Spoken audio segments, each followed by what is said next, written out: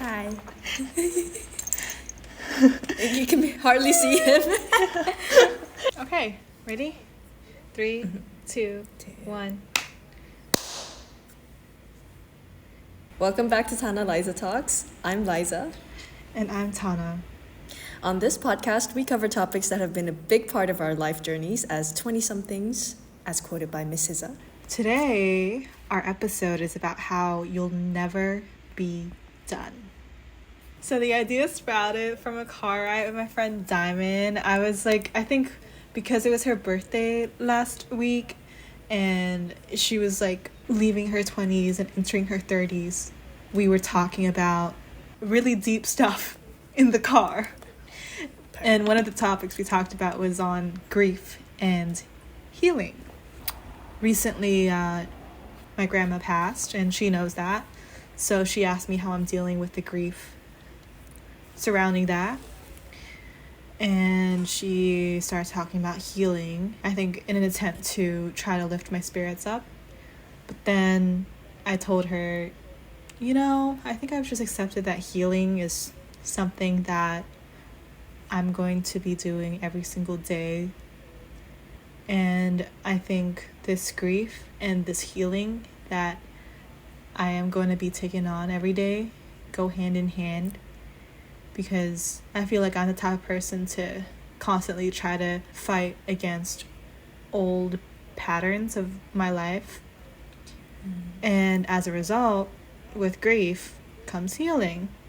So instead of like me waiting to be done to be healed to do XYZ, I was just thinking about healing more as a way of life than a big milestone that I need to tackle and overcome, and then I will be all happy and dandy, because that's not what is gonna happen. Yeah, I feel like what you said, it's tapping into something that we all kind of experience in many ways, right? Like whenever we're telling ourselves, only when I've achieved this can I move on to doing what I really want to do, And in processing like grief, trauma and stuff, that like while you do need time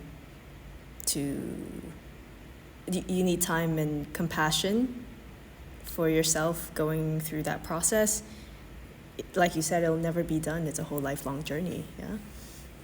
Yeah, for sure. And also, I think just accepting the fact that it is, like, again, for me personally, going to be an everyday thing and a way of life, it's helped me be more, like, of a risk taker. Tomorrow's not guaranteed. Actually, I kind of want to give our listeners a bit of more context to beef this conversation. Going back to the process of moving on or healing and such, let's discuss how/when do you know that you're ready to move on? Yeah. What does it look like for you? Like, what's the process people need to take to actually like move on? I mean, it's impossible to not take into account emotions, because humans are emotional as fuck, as much as you try not to be. So first step is don't repress the emotions that come with this grief you feel or whatever you think you need to heal from. Cry your heart out, yell, do whatever you need to do to feel it. And now throw it away, let it go after you've let yourself experience that. For me, that's how I deal with it. Once those emotions are repressed, you're just covering a hole in the wall with a Band-Aid. It's like that meme. And then there will be multiple holes in the wall with multiple Band-Aids, and eventually the house will crumble. Not good. And that's what repressing emotions does. It's pretty apt. And yeah, Friends. Friends? Yeah. Talk to friends. Yeah, that's true. Get people involved.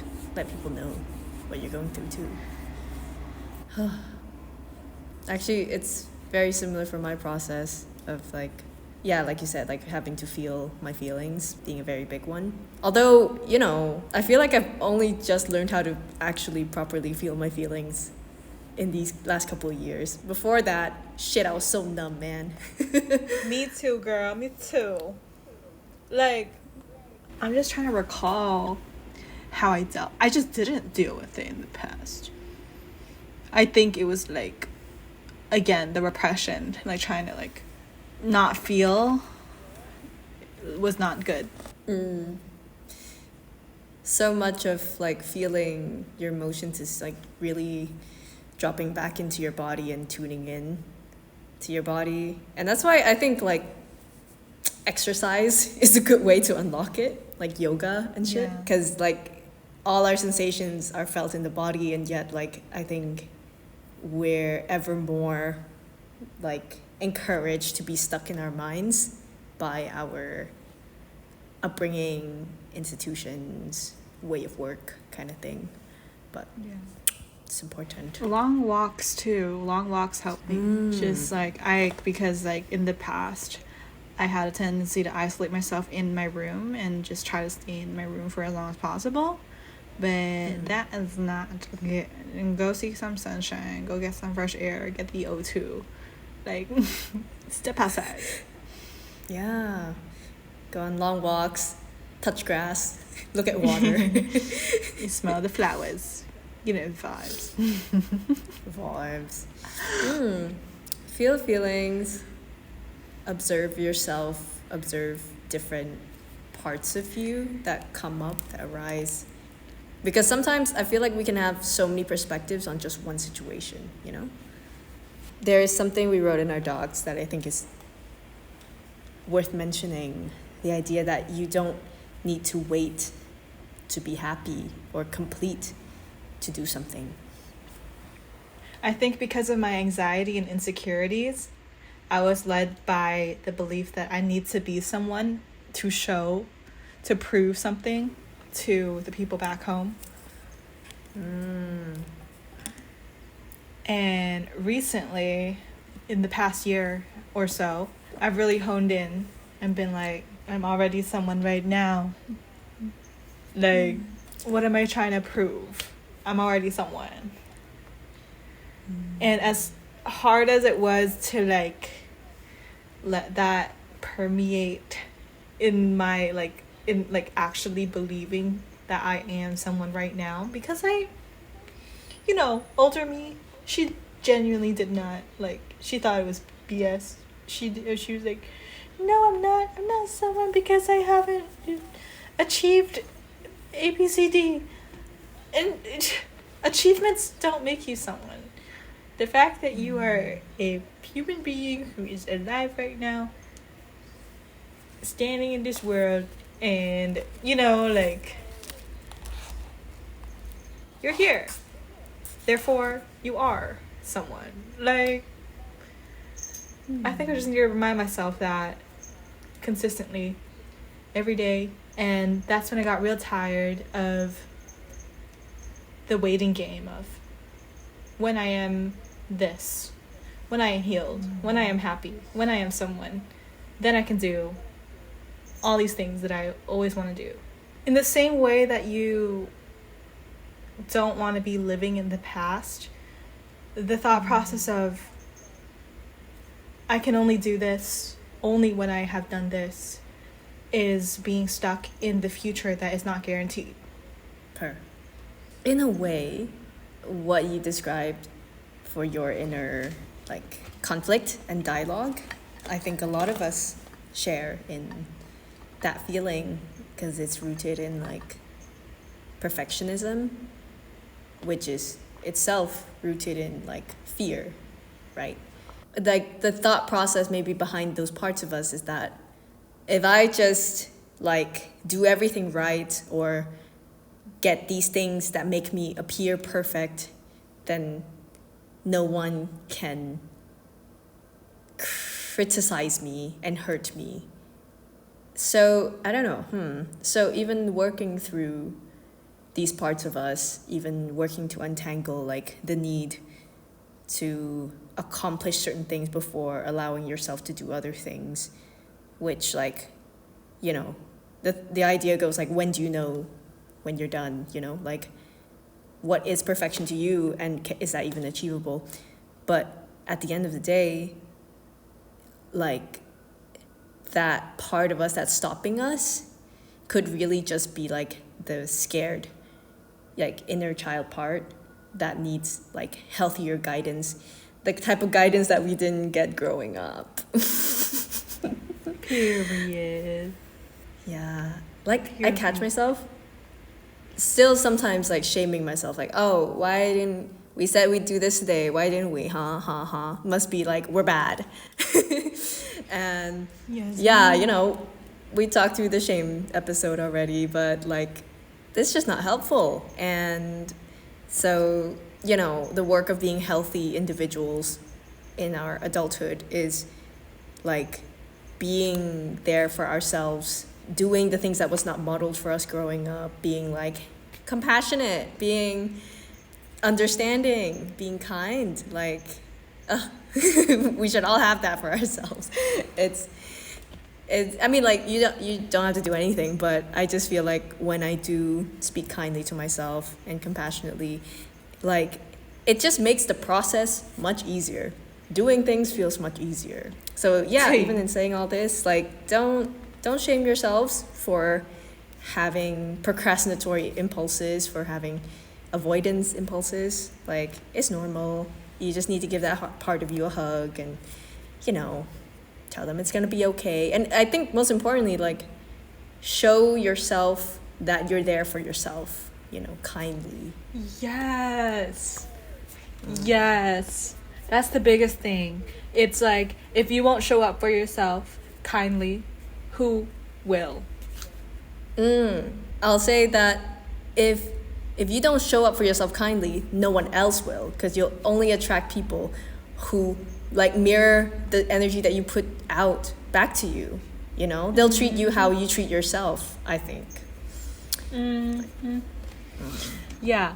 And maybe you find that people do treat you kindly even though you don't treat yourself kindly, but then that is suspicious. Or maybe people are doing it out of the kindness of their genuine heart, but also like constantly relying on like external validation is just it's unsustainable, because I think we also talked about this concept in our first episode, but every problem that we have is a relationship problem. So, in my opinion, the biggest relationship in your whole entire life is your relationship with yourself. So if your relationship with yourself is not doing so hot, it will bleed out into every other area of your life. Honestly, I do think like how you treat yourself is how you treat the world at the end of the day.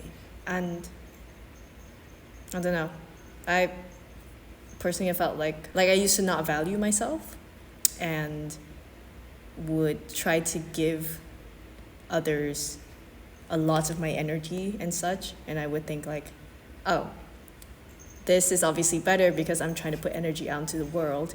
I'm not like feeding myself, you know, I'm not like, you know, being selfish or whatever.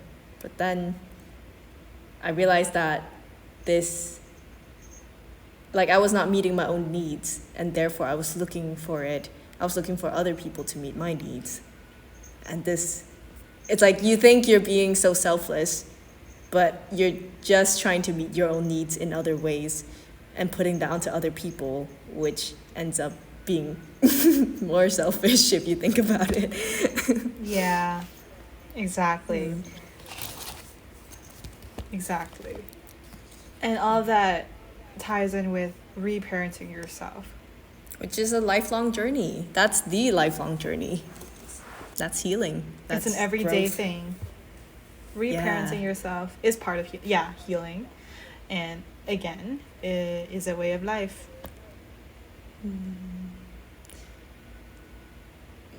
how are you feeling with your relationship to yourself now?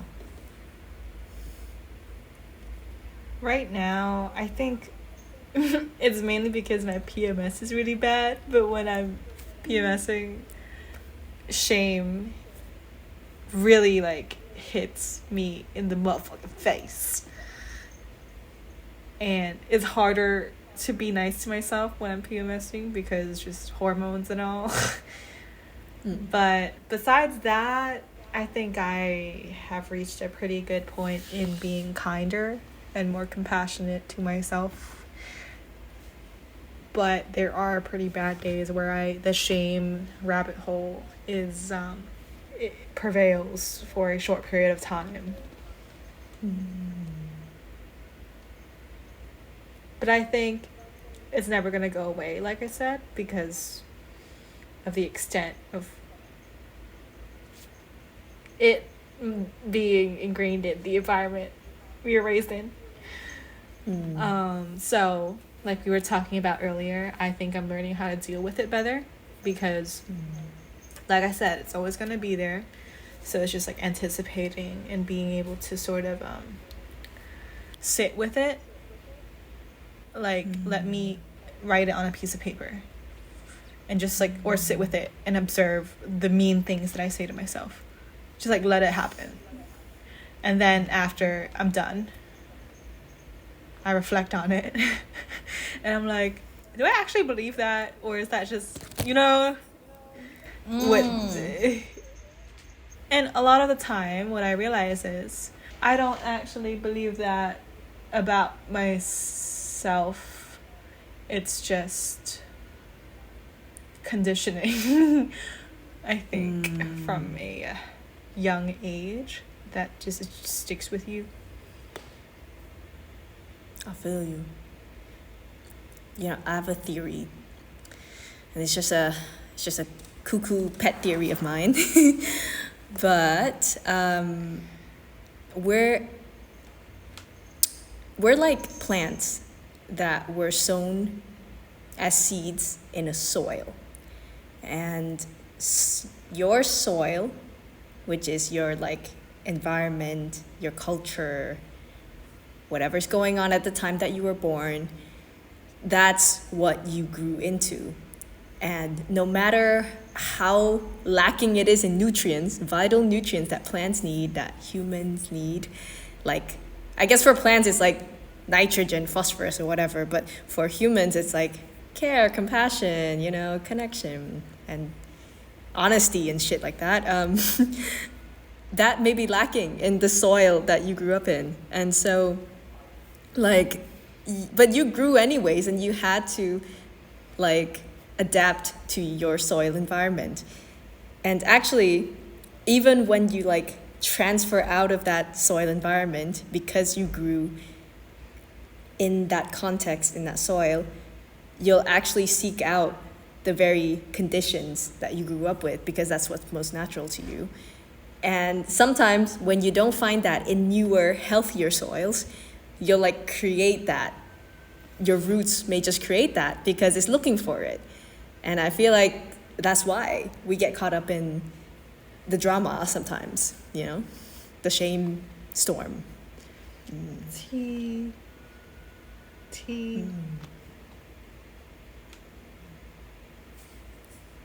I want nails too now to do this. They ripped off. Some of them ripped off. It's okay, you can't tell. Tea. That's a good metaphor because it's true. Growing is unstoppable. You can't stop yourself from growing physically. Like literally. I think we forget that we're grown now, meaning we can reparent ourselves. And I know it's hard. Like, it's easier said than done, like a lot of things we discuss on our podcast.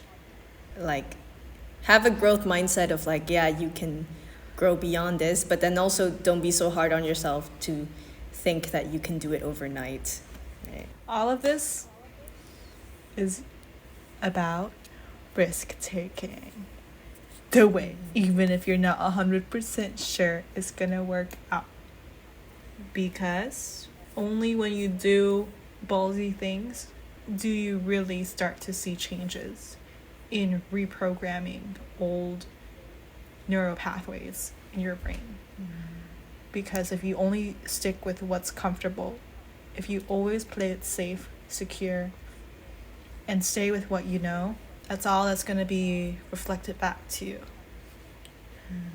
And if you want to create new neural pathways, it's literally backed up by science, like Gabor Mate, and also just like philosophers / psychologists like Carl Jung.